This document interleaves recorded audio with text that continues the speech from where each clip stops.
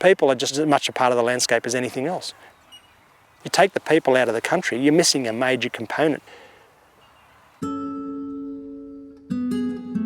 And introducing fire into the landscape was part of our responsibility. It's part of what we do. And it was the very thing that shaped the beautiful country that we have. And somewhere we lost sight of that.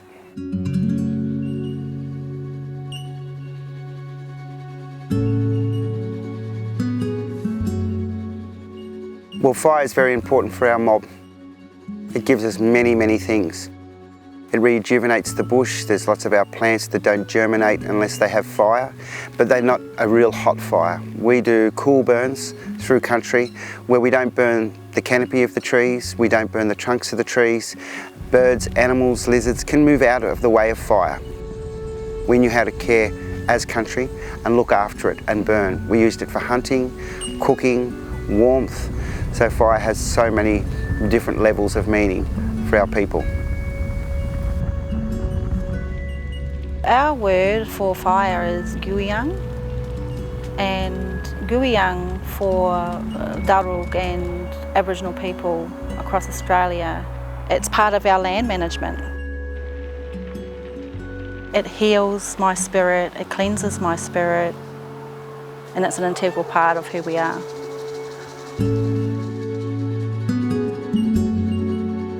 We're at Shaw's Creek Aboriginal Place within Yellomundee Regional Park at the base of the Blue Mountains. The Blue Mountains is one of the most fire-prone places on the planet. We get hot, dry summers and the place is always burnt, and because we have introduced plants which are also fire-loving, that can be an issue as well. We're looking at using cool fire and traditional techniques to try and just stimulate native seed banks and give the native plants an opportunity to at least begin to compete with these monocultures that have been brought in. Yellomundee is highly significant to the Darug people in particular, and their ancestors that used this place for ceremony, for trade, corroboree. So as a declared Aboriginal place, it's fairly significant that we're here today burning country traditionally and using traditional Aboriginal cultural practice of fire.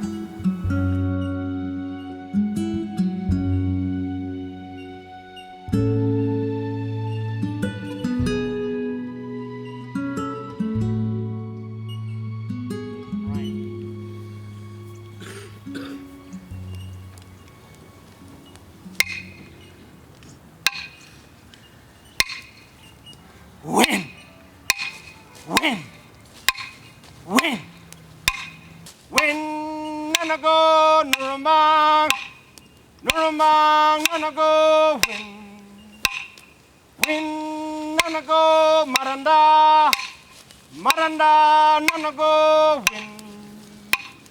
win, nana go, Yuba, nana go, win, nana go, Ngurra, nana go, win.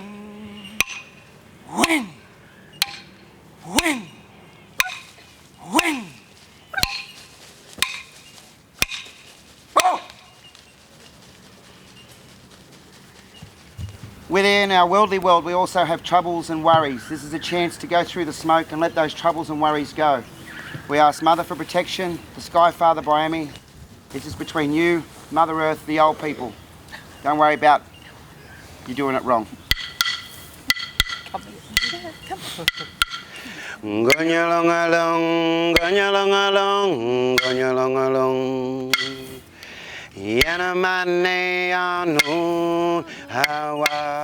As a family, when we're performing smoking ceremonies, it just takes you to another place. Yeah, it's really beautiful. It's the first thing that our babies go through when they're born and when they're having a naming ceremony. So again, fire is an integral part of culture and who we are, Yeah, so it's always been that, you know, for us. Yeah.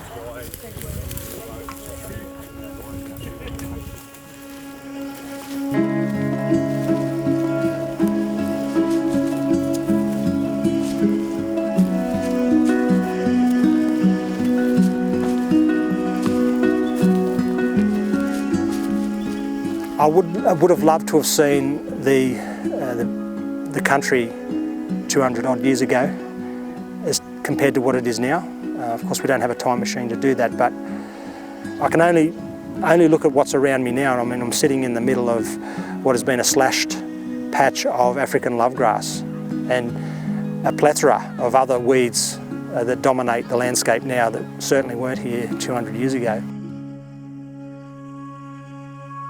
So the conditions aren't like we had traditionally. Our old people were out on country continually, using the fuel, burning country, looking after country, and they burned it all at the right different times throughout the year, all different mobs. So we got over 350 different mobs in Australia. They were all burning country as part of law and a part of that connection to country about caring for it. We were the custodians. We still are the custodians.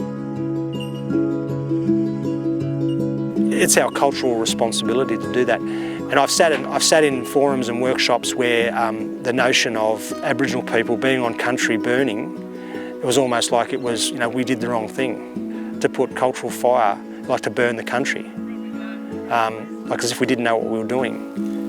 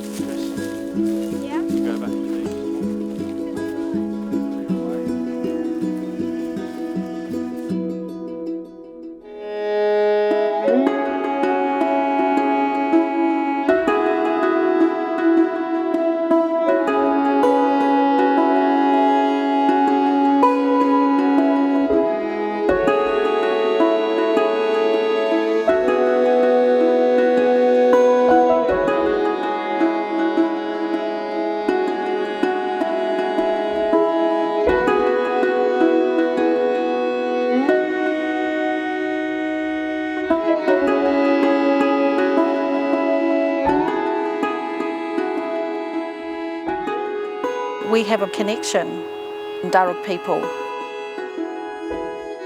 That's why it's integral that our little ones learn straight away, because culturally that's what they did. They learnt about fire straight away. They were part of the cultural burning.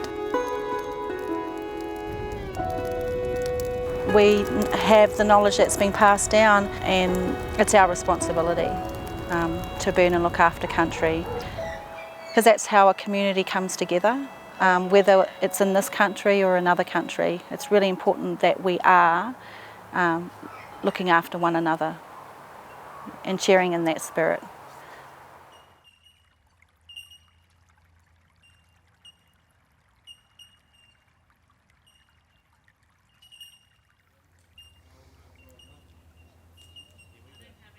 So I'm a descendant of the Kamilaroi people. My dad's born on a mission in just outside of Coonabarabran called Barrabadee.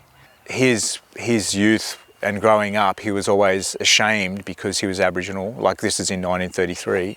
He had that right up until his 20s.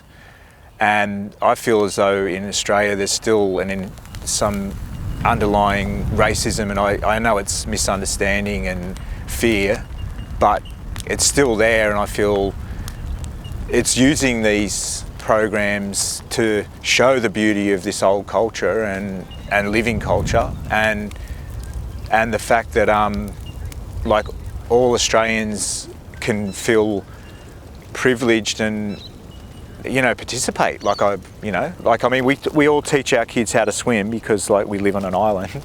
I mean, like, we live in one of the most fire-prone landscapes on the planet. Like, we need to teach our kids about fire.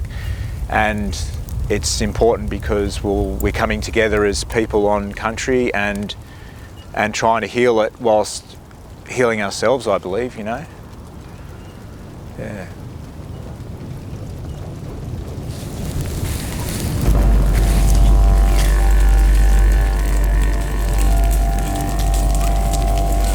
You know, we keep talking about research, we keep talking about, oh, we've got to study that and we've got to get the data on that. And while we're paying someone a mozza to work that out and give us the data, you know, we've been doing it for thousands of years, we've been getting on with it, we just did it. But now, these days, we can't. We've been denied our cultural rights. And I'll just preface that also by saying, people can talk about their rights. I can say that's my right, my given right. It might be my land right, my native title right. As my uncle, or my dumal, my cultural teacher, he says, you can have those rights, but are you willing to accept the responsibility that goes with having those rights? Just like having the right to go and, like, you know, burn country, you take the responsibility that comes with it. We're disconnected from our traditional ways. So when we have the community come out and get to be able to have hands-on experience on doing something that their ancestors have done for so many generations, it is so very important, because not only is it helping country, but it's helping them.